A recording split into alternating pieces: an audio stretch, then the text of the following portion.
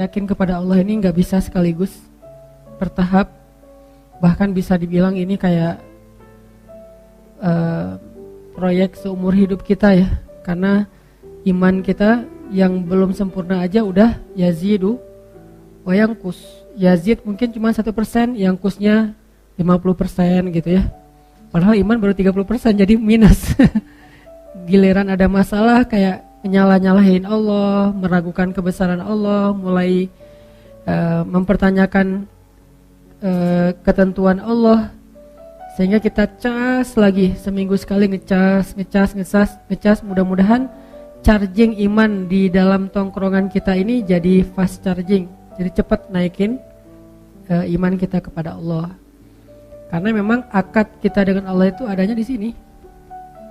Kalau di sininya belum beres, masih ada ragu, berarti kita nggak punya akad apa-apa dengan Allah. Dan kalau nggak punya akad apa-apa dengan Allah, kita nggak bisa minta apapun kepada Allah. Nah, kita juga nggak percaya sama Allah, terus mau minta apa? Makin kuat imannya, makin kuat bondingnya dengan Allah, makin besar keajaiban dan kejutan yang Allah kasih dalam hidup kita. Iman level para anbiya, nanti munculnya mukjizat. Iman level para solihin, munculnya karomah. Iman level kita kalau yakin muncul maunah. Kalau imannya masih labil dan lebih sering ragunya daripada yakin, berarti kita nggak punya MOU apapun dengan Allah Subhanahu Wa Taala. Sehingga kalau nggak punya MOU, nggak akan berlaku janji makhraja rizki min haitsu la yahtasib yaj'al lahu min amrihi yusra. Itu kan hanya berlaku buat siapa? Orang yang yakin kan? Wa may yattaqillah yaj'al lahu makhraja wa yarzuqhu min haitsu la yahtasib. Wa may yattaqillah yaj'al lahu min amrihi yusra. Wa may yattaqillah yukaffir anhu sayyi'atihi wa yu'zim lahu ajra. Jadi cuman kalau kita takwa kepada Allah, dan salah satu di antara makna takwa iman. Karena takwa ini judul besar. Kalau di breakdown, akarnya adalah iman, pohonnya adalah taat, buahnya adalah rahmat, ampunan, kebaikan, banyak buahnya. Tapi akarnya iman. Alam tara kaifa daraballahu mathalan kalimatan thayyibah asluha sabit wa far'uha fis sama tu'ti ukulaha kullahinin biidzni rabbiha asluha sabit. Kata sebagian besar ulama tafsir tentang asli dari asluha sabit. Aslul itu jadi bahasa Indonesia, asal jadi asal. Kan bahasa Arabnya asl atau aslu. Asal terus jadi bahasa Indonesianya karena nggak bisa bilang asal jadi asal. Asal-asalan. Asluha, asalnya sabit, akarnya kuat. Dan apa akar dari kalimat itu? Akarnya adalah iman. Akarnya adalah iman. Far'uha, cabangnya, pohon sampai cabang-cabangnya menjulang ke langit. Maksudnya ta'ah, ketaatan, istiqomah, komitmen, dawam, konsisten. Itulah pohon dan cabang-cabangnya. Terus tu'ti ukulaha kullahinin biizni rabbiha. Buahnya, ukulaha, hasilnya itu adalah kebaikan hidup, ampunan dosa, rahmat, berkah, pertolongan, kejutan-kejutan, itu buahnya. Tetap aja asalnya adalah, bibitnya adalah iman. Makin kuat akarnya, makin besar pohonnya. Makin besar pohonnya, makin banyak dahannya. Makin banyak dahannya, makin banyak pula buahnya ketika panen. Jadi itu analogi yang sangat sederhana tapi dalam. Jawami'ul kalam, bisa ditafsirkan dari berbagai macam dari berbagai macam angle. Sehingga kalau kita pengen hidup kita nyaman dalam kondisi sarra atau darra, ya berarti balik lagi kepada asalnya apa? Ajaban li amril mu'min. Balik lagi kepada iman. Ajaban li amril mu'min. Inna amrahu kullahu khair. In asabathu sarra syakara fakana khairan lahu, in asabathu dharra sabara fakana khairan lahu. Wa laisa dzalika li ahadin illa lil mu'min. Itu enggak akan dirasain kecuali oleh orang yang beriman. Kalau orang yang tidak beriman, Mungkin kalau sarro dia akan syakaro, dia berbagi, dia share sama orang lain. Tapi begitu darro dia yai'as, dia berputus asa, akhirnya tindak bunuh dirinya tinggi. Orang-orang yang gak beriman dalam kondisi nyaman, kehidupan mereka itu bagus. Akhlak mereka, karakter mereka, sikap, attitude mereka itu sopan, bagus, disiplin, keren lah pokoknya di negara-negara maju gitu kan. Tapi begitu darra ada masalah, bunuh diri. Bete dikit, bunuh diri. Gak enak badan, males banget hari ini bunuh diri, bunuh diri. Jadi terlalu rapuh gitu. Kenapa terlalu rapuh? Karena kata Nabi, walaisa dzalika li ahadin illa lil mu'min. Karena dia gak beriman, sehingga gak ada yang dipegang sama dia ketika dia mau jatuh. Jatuh aja. Makin tinggi dia mendaki, pas jatuh ya makin parah nasibnya. Karena kenapa? Karena ketika dia jatuh, dia kehilangan banyak hal karena dia ngedakinya udah tinggi. Misalnya karirnya bagus, tiba-tiba ada masalah, akhirnya dia stres banget, bunuh diri, loncat dari gedung, tabrakin diri ke MRT misalnya, dan segala macam lah kasus-kasus bunuh diri yang tinggi di negara-negara itu. Kenapa? Walaisa dzalika li ahadin illa li mu'min. Kalau kita juga kayak gitu, walaupun kita ngakunya orang mukmin, wa ma hum bimu'minin fi qulubihim marad, ada masalah di hati mereka. Masalah apa? Raib, keraguan. Masalah apa? Syak, gak yakin sama Allah Subhanahu wa taala. Atau masalah apa? Adzannina billahi dhanna saw, berburuk sangka kepada Allah Subhanahu wa taala. Nauzubillah min dzalik. Sehingga kita cas lagi iman. Dan dengan analogi-analogi yang tadi saya sebutin. Di antara analoginya misalnya, kalau kita datang ke sebuah smart city, kita merasa nyaman. Satu, gak khawatir kesasar. Kenapa kalau di smart planet kita gak merasa nyaman? Bukankah bumi ini smart planet dibandingkan dengan planet-planet yang lain? Kenapa? Karena Allah sudah membuat sistem di bumi ini udah paling smart, udah ketimbang dengan planet yang lain. Kalau misalnya kita diberikan kesempatan tinggal di planet yang lain, kita bakalan lebih effortnya tuh habis-habisan. Mungkin gak akan survive. Kenapa? Karena bukan smart planet. Bumi ini smart planet satu-satunya mungkin di jagat raya yang luar biasa besarnya ini. Dan Allah tempatkan kita di sebuah smart planet yang udah disediakan segala macam, sistemnya tuh udah keren banget. Semuanya jadi mudah buat kita, kan mudah banget kan? Berjalanlah kalian di muka bumi, carilah karunia Allah dan segala macam, Allah mudahkan untuk kalian. Tidak ada satupun hewan melata yang jalan pakai perut kecuali Allahi rizquha, Allah yang menjamin rezekinya. Berarti kan sistem kehidupan di planet kita itu udah paling smart. Kalau di smart city aja yang dibikin sistemnya oleh manusia kita tenang. Kenapa? Karena udah smart, gak mungkin kesasar dong.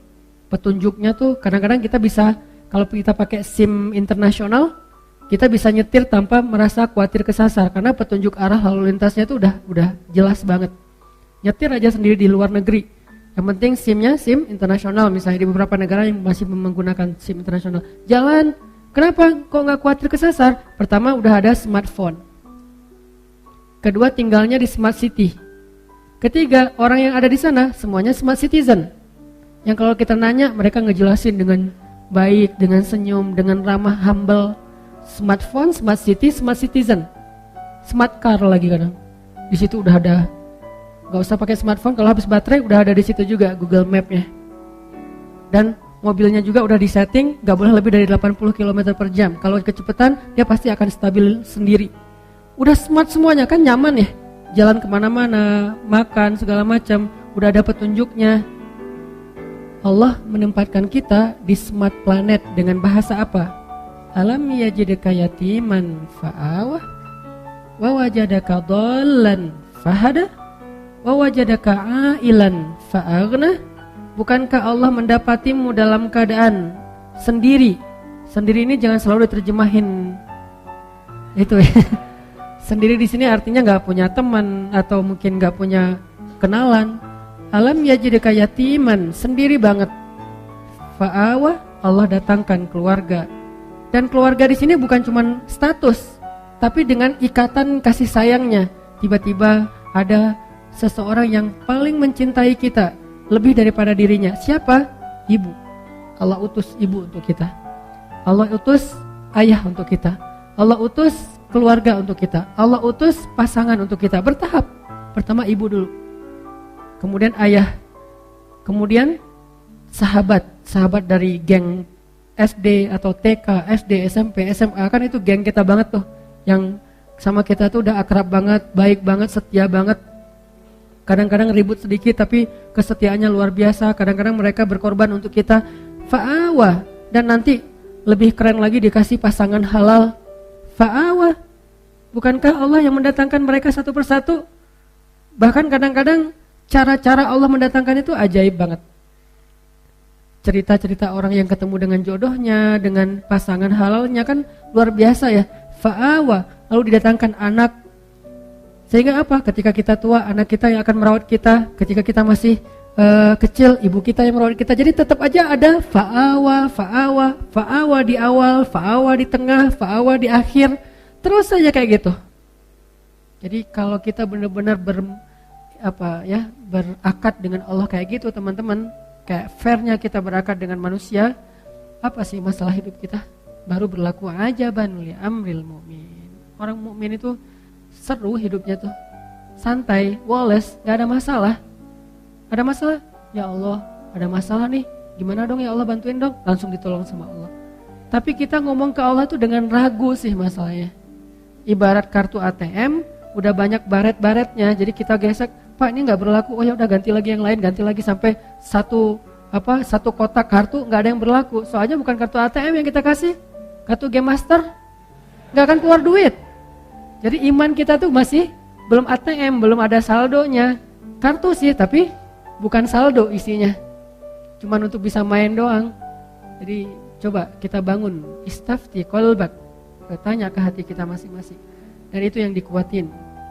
Di sini yang dikuatkan. Ada yang pertama mungkin masih kayak sekedar silver, terus naik lagi derajatnya jadi gold, naik lagi jadi platinum, jadi VIP, jadi preferred, jadi apalah kayak gitu-gitu. Bukankah itu selalu berlaku di dalam transaksi dengan manusia dan dengan Allah juga kayak gitu. Lahum darajatun inda rabbihim. Mereka tuh punya level di sisi Allah. Siapa? Mukmin di Al-Anfal. Lahum darajatun, mereka punya level. Ada yang levelnya cuma silver, tabungannya sekian, bisa ditarik dalam sehari cuma sekian. Ada yang levelnya mungkin di bawah silver, simpedes misalnya, narik gak bisa di ATM, harus ke bank gitu, ngantri dulu.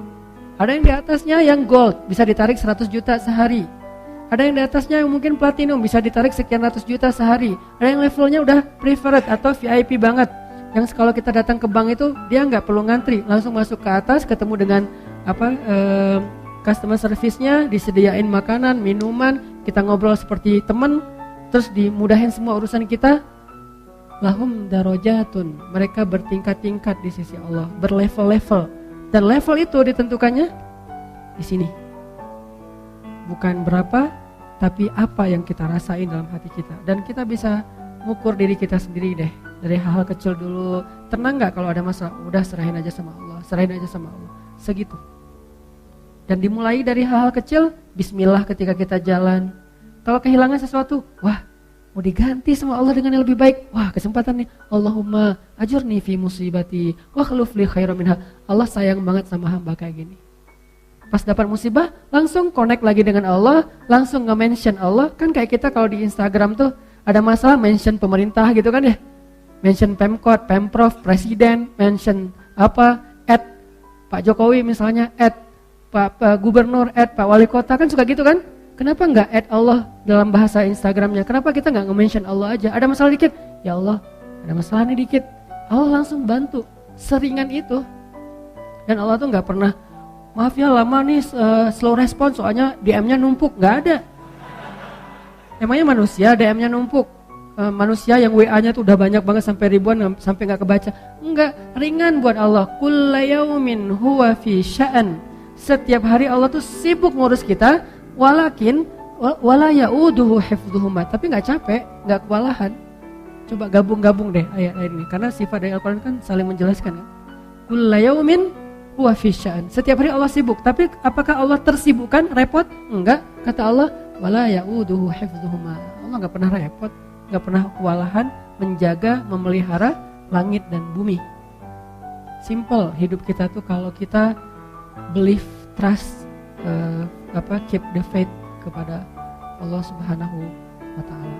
Ini yang kita tajdid, teman-teman. Mulai dari hal kecil, bismillah, bismillah, bismillah. Nanti ada agak mentok-mentok dikit, hasbiyallah, la haula wala quwata illa billah. Khawatir dikit, datang teman kita, udah enggak usah khawatir, ada Allah. Itu bahasa lain dari la tahzan, innallaha ma'ana. Merasa lonely gitu, ma zannuka bisnain, Allahu salisuhuma. Kenapa kamu pikir kita cuma berdua, bukankah Allah yang ketiga? Terus kayak ngerasa enggak ada daya upaya, bilang hasbiyallah, cukup buat saya Allah, la haula wala quwata illa billah. Dan itu benar-benar miracle, kejadian banget dalam hidup kita kalau kita percaya. Passwordnya iman, passwordnya belief, passwordnya sami'na wa ata'na. Kalau itu benar-benar terasa di hati kita, kalimat la haula, kalimat hasbiyallah, kalimat-kalimat iman itu terasa di sini nih, udah tenang aja hidup. La tahzan, ala bidzikrillah tatmainnul qulub. Ini semua yang kita omongin malam ini, kalau diteorikan namanya rububiyah. Cuman kita nggak usah terjebak dengan istilah, tapi maknanya yang paling penting supaya kita bisa langsung praktek. Semua yang kita omongin rububiyah, pemeliharaan Allah, penjagaan Allah, kepemilikannya milik Allah, segala macam lah dari makna Rabb. Udahkah kita rububiyah kepada Allah? Apakah kita sudah Rabbani atau masih jadi manusia biasa? Kalau cuma jadi manusia, innal insana lafi khusr. Tapi kalau upgrade dari manusia jadi mukmin, illal ladzina amanu qad aflahal mu'minun. Manusia doang rugi, kecuali orang beriman. Beruntunglah orang yang beriman. Mudah-mudahan iman ini kita jaga terus, teman-teman. Kita tingkatkan, kita perbaharui, kita cas supaya kita punya ATM yang levelnya makin naik, sehingga nanti kalau kita butuh apa-apa kita tinggal gesek aja, ya Allah, ya Rabbi, ya Rabbana, ya Ilahi, atau apapun bahasa doa kita, Allah akan berikan keajaiban dalam hidup kita.